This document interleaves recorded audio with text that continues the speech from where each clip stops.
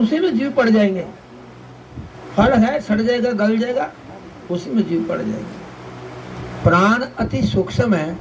प्राण हमारी समझ से परे है, अति सूक्ष्म है प्राण। क्योंकि हमारा मन तो संसार में बाहर लगा है, पदार्थों में लगा है, विषयों में लगा है। तो हमें अंतर चेतना का ज्ञान कैसे होगा बताओ? हमें क्या पता कि हमारे शरीर के अंदर क्या क्या है, शरीर के अंदर क्या क्या घट रहा है। हमने तो पकौड़े खा लिए, ठंडा भी पी लिया, सब कुछ पी लिया। आगे कौन पचाने वाला है हमने तो खा लिया। हमारा तो यहीं तक ज्ञान है, खाने तक ही। क्योंकि हमारी तो दृष्टि बाहर है, तो हमारे अंदर कौन बैठा है पचाने वाला? कभी विचार किया? कौन उसको अलग अलग खून बनाता है, कौन उसको अलग अलग मज्जा बनाता है? 7 धातुएं बनती है हमारे शरीर के अंदर खाने के बाद। कौन कर रहा है सारा का सारा काम?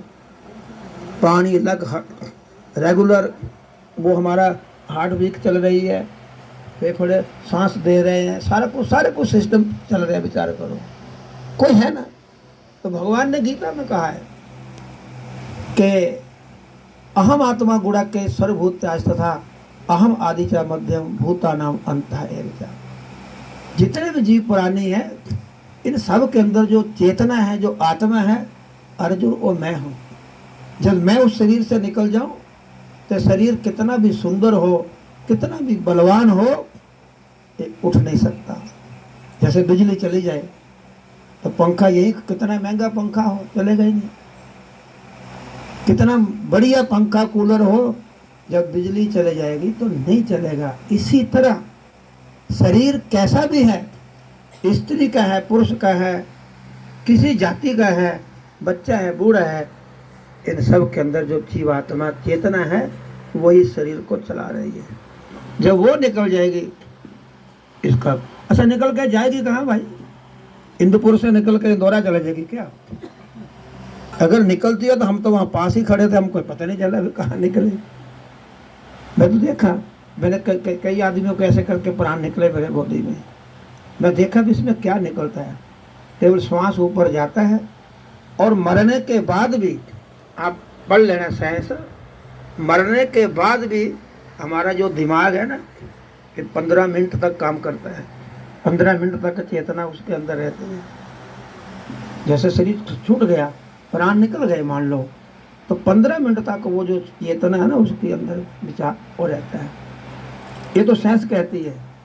हमारे शास्त्र कहते हैं कि जब तक उसकी कपाल क्रिया नहीं करते प्राण अंदर रहते हैं। आपने देखा होगा कि जब कोई प्राणी जाता है तो बाद में वो बड़ा लड़का पता नहीं कौन वो उसके खोपड़ी पे मारते हैं, और उसमें से लिक्विड पानी निकलता है। जो हमारे प्राण होते हैं पानी के रूप में बदल जाते हैं। जब शरीर बना था तो मात्र पानी ही था। एक बूंद पानी से ही शरीर ये इतना बड़ा 50-60 किलो का बनता है।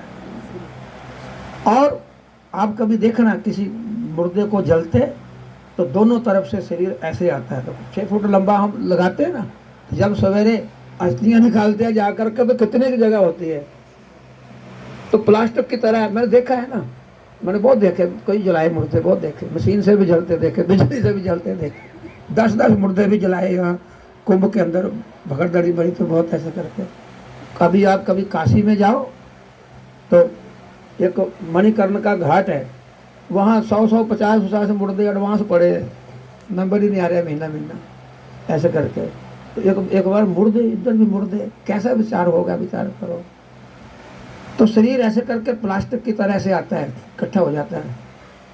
फिर सवेरे हम लोग अस्थियाँ निकालते हैं जाकर के, तो जो पंडित समझदार है ना वो कहेगा अरे फूल चुनो, इसमें आत्मा राम देखो है कि नहीं है। कईयों को देखा होगा, कईयों ने देखा होगा, कईयों के शरीर से ना यहाँ होता आत्मा राम इतना सा, ऐसे होता जैसे बाबा को ऐसे करके बैठा हुआ है ना, ऐसा कहीं होता। किसी में निकलता हुआ आत्मा राम।